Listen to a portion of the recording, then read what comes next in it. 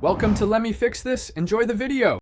You begin by signing into the Google account you'll use for apps and purchases. Make sure the Play Store app is updated and your device is on a stable Wi-Fi or cellular connection. This avoids download errors. Next, add a payment method if you plan to buy. A card, Google Play Balance, or carrier billing, pick the one you use most. Once done, navigate to the Play Store home. You're now ready to search, browse curated sections, or manage installed apps.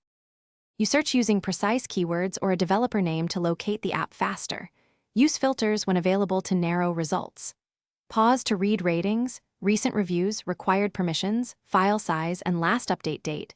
This tells you compatibility and trustworthiness.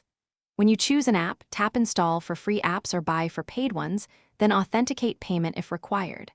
While it downloads, monitor progress and notifications or the Play library. Once installed, open it directly or customize permissions from settings. You finish by setting maintenance routines.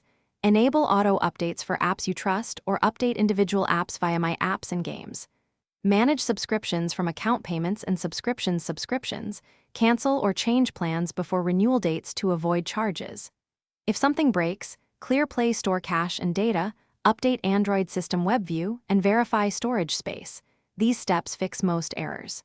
If purchases fail, confirm payment method and account region, then retry. Contact support only if the issue persists after these checks. Thanks for watching. If you found this helpful, don't forget to like and subscribe.